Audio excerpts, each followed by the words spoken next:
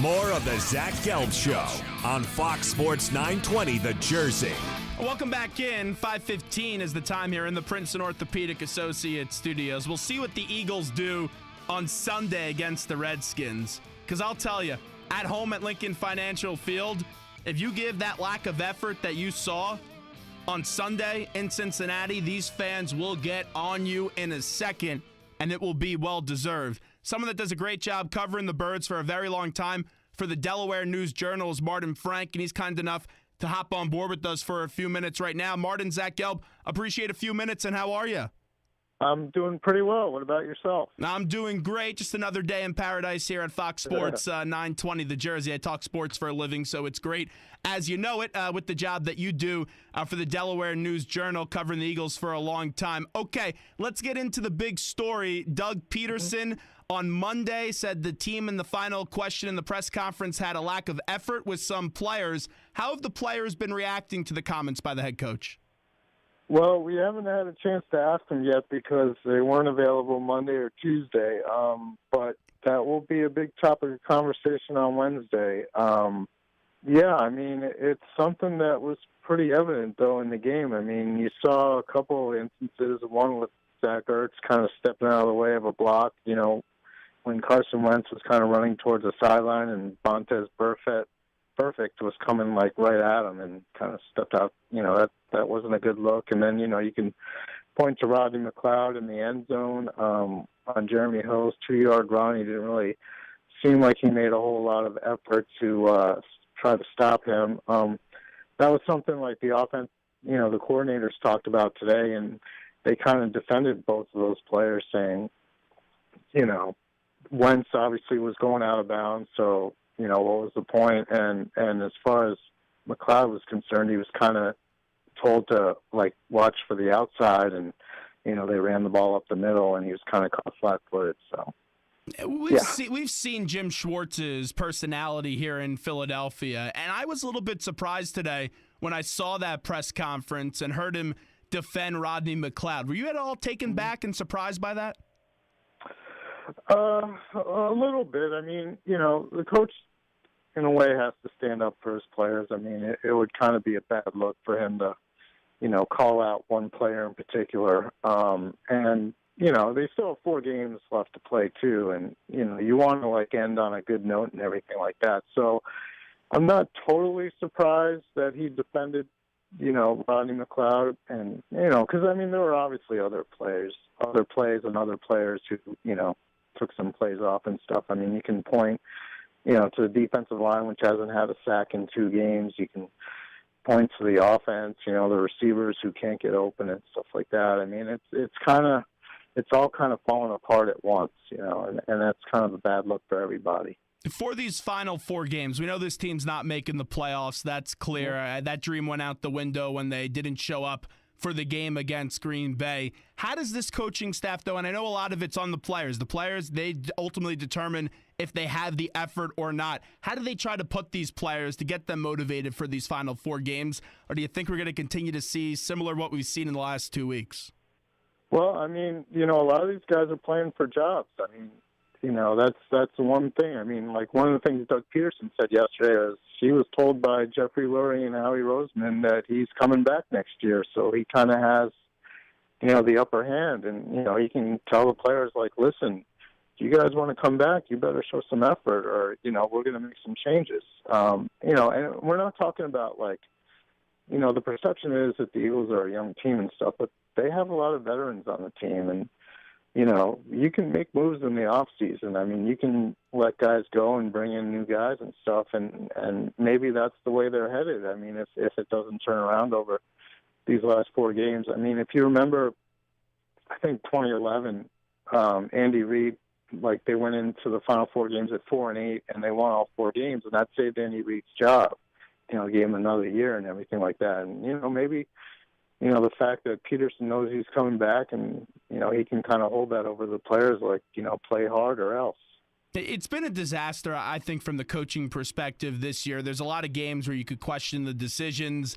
You take a look in Dallas, I thought he should have kicked the field goal. The Giants, a lot of questionable play calling. You know that covering this team and the amount of criticism this coach is receiving. I still think, though, Martin, as Martin Frank joins us right now from the Delaware News-Journal, that talk of firing to me is just a ludicrous idea after year number one. So I don't think he's going to get fired. I do believe when he says that he's going to be back next year. Let me just ask you, though, what does this coach do well? Because I don't see a lot of things that he does do well.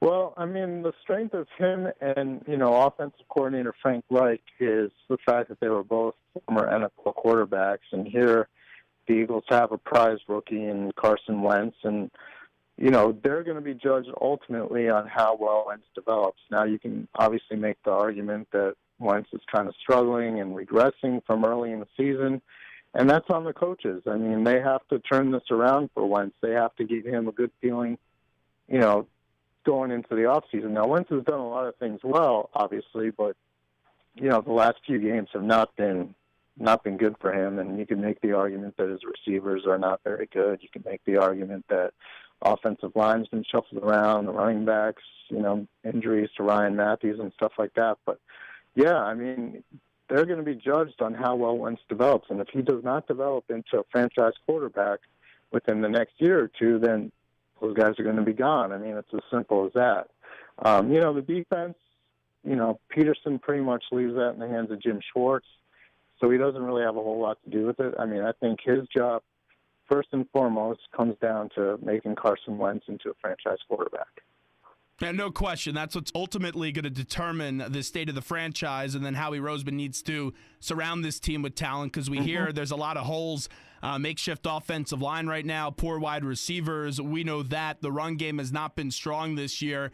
That's a lot of pressure, though, asking of a rookie quarterback. And they threw the ball 60 times on Sunday. I know that's not what they want to do going into a game. Is the pressure of just having to be the man right now get into Carson Wentz a little bit, you think? Yeah, I think so. I mean, that's something Frank Reich talked about a little bit today. I mean, if you look at Carson Wentz's college career, he was on a team that won 5 straight national championships. Now, granted, he played in 2 of them, but he was still on that team. I mean, I think his team lost 5 games total in those 5 years. And, now they've lost 3 in a row. They're 5-7. And like you said, each week, with the fact, the receivers aren't playing very well, they're putting more and more on his shoulders. And the fact that he's throwing 60 times a game, I mean, that's just ridiculous for him. And, yeah, you get hit a lot. He got hit, I want to say, 10 times against the Bengals. Sacked only once, but hit 10 times. I mean, he's getting pressured pretty much up almost every time he drops back. And, receivers can't get open. It's a lot to put on his shoulders. And, maybe at the end of this, he comes out stronger for the experience, because you would like to think they would upgrade at wide receiver during the off season, and he's got someone good to throw to and everything like that. But yeah, it's a tough situation for him, and it's quite possible that he's kind of starting to feel the pressure of all that, especially these last couple of weeks. Martin Frank with us on the Zach Gelb Show. Let's get to that defensive line, because that's the real strength of this team. When you look on it on paper, and you saw it in the first 3 weeks of the season, and now that talent is not producing. Why is this defensive line regressed so much in these last few games? Yeah, that's a good question. I mean, they've certainly put a lot of money into it. I mean, you look at, the contracts they've given Fletcher Cox and Vinny Curry, during the off season. It's just not working for some reason. A lot has been mentioned the fact that, they only really send the 4 defensive linemen after the quarterback, and, they don't really do a lot of blitzing. And obviously they can't because, the cornerbacks are not playing well either. So, if you start sending extra defenders in the blitz, then you're leaving these guys one-on-one. But even if you don't, they're still getting beat. So it's kind of a, quid pro quo. If you try to get pass rush going, then you're exposing your cornerbacks. But then if you don't, then the pass rush isn't getting there, and teams are taking advantage of that. It's not just the defensive line; it's the secondary. The linebackers aren't really filling the running gaps as well as they were early in the year, and it's like all snowballing. It's been pretty bad lately. With the ample amount of holes that this team has, you look to the general manager like we were talking about a little bit earlier in Howie Roseman. Douglas is also going to play a big role in this team and the scouting and the drafting of these next 2 years. The one thing I fear, though, just because of the job Howie's done here in Philadelphia, and I know that he took a little bit of a hiatus last year when they were moving his office during the Chip Kelly era, because that was a contentious relationship, to say the least. I fear, though, that this could potentially be what's happening in Indianapolis, where you have the quarterback, but the general manager, whatever you want to call Howie Roseman now, does not bring in the right pieces. Where is your confidence in Howie Roseman? It's kind of mixed, to be honest with you. When you look back at what he did over the off season, I mean, he saw the problem is a lot of the players Chip Kelly brought in, and he got rid of those players. DeMarco Murray and Byron Maxwell and Kiko Alonso and so on and so forth. But at the same time, he didn't adequately replace those guys. Like, you look at a Byron Maxwell cornerback, sure, he wasn't playing very well in Philly, but the Eagles didn't bring in a cornerback, who could take that kind of role, being a lockdown type of guy. So that was one problem. Another problem is that Howie, I'm not sure exactly if this was more Jim Schwartz or not, but when, they traded Eric Rowe before the season started, I mean, here was a guy who was their second-round pick in 2015. Granted, that wasn't Howie's pick, but at the same time, they kind of expected him to be a starter coming into the spring, and then for some reason he just fell out of favor, and then he was traded. But, you look at the cornerbacks now, and you mean to tell me that he's not better than, like, Leotis McKelvin or Jalen Mills? I mean, that he can't find a role on this team? So some of those moves haven't really worked out very well, and Howie did trade a lot of future assets, too, to be able to move up in the draft for Carson Wentz. Now, he tried to get some back with the Sam Bradford deal, but still, he's going to be kind of on the clock, I think, this offseason. He's going to make some pretty big changes. I mean, they never really addressed the wide receiver position, and that's been a weakness. Running back, Ryan Matthews probably not coming back. They're going to need somebody there, too. Offensive line, you got Jason Peters, going to be 35 in the offseason. You got Lane Johnson, coming off the suspension. So, yeah, they got some holes to fill. They still do. If they had a good running back, though, in DeMarco Murray, and he just did not fit the scheme Chip Kelly was running last year, was there any chance you think that Howie and the new regime of Doug Peterson could have salvaged this relationship with DeMarco Murray before they traded him? It was going to be hard. I mean, he just wasn't really a good fit here, and he didn't really want to be here. And the way the Eagles kind of designed their running back situation this year was they wanted a rotation with, 2 or 3 guys. I mean, you got Sproles, obviously. He's going to be the third down back.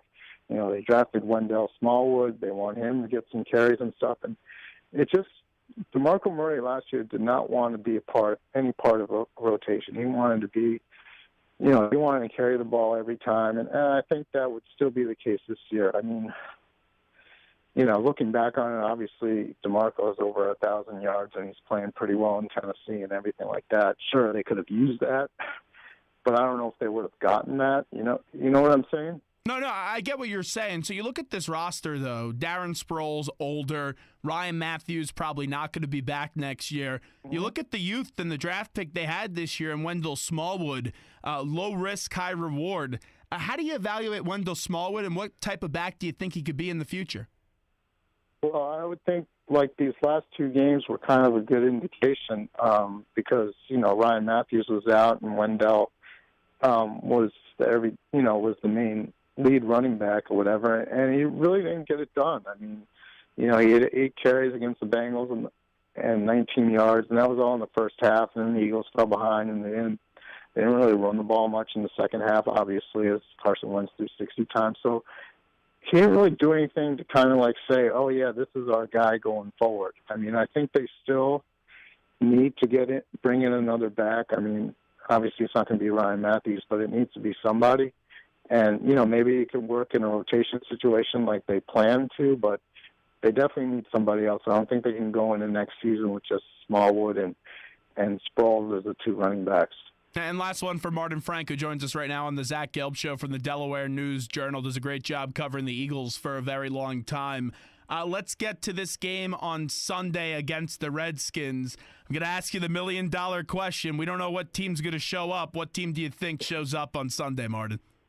I think the effort's going to be better. I just don't see the result. I mean, I think they'll keep it interesting. I mean, just because they've kind of been called out, and if these guys have any pride left, they're going to want to, like you mentioned, show up and play well in front of the home fans and stuff like that because, they will get booed mercilessly if they don't. I mean, you saw the disaster last night probably with the Jets playing at home against Indianapolis, and definitely the Jets kind of mailed it in. And, it would be just as ugly here as it was there. So I think a lot of these guys do have pride, and I think they will put on a better performance. I just don't see them winning. Last night with the Jets game, you had that stadium half full, if that, and you had a lot of tickets on StubHub, $5, $7, and that's a New York, New Jersey market. You know that there should be some more opulent prices than that. What do you expect out of the fans on Sunday? I have to imagine you'll still see a sellout, right? Oh, yeah. I mean, I think so. It won't be as bad. I think the Jets are in a much worse place than the Eagles are right now. No question. But, there's definitely signs that it could get to be like that. So, I think this would be kind of like, all right, let's see if these guys really, really want to win, and if they come out and play like they did against the Bengals, I think they'll turn on them pretty quickly. But I think for now, they're still giving them the benefit of the doubt. Martin, appreciate your time. Thanks so much. Let's do it again real soon. All right, absolutely. Thank you.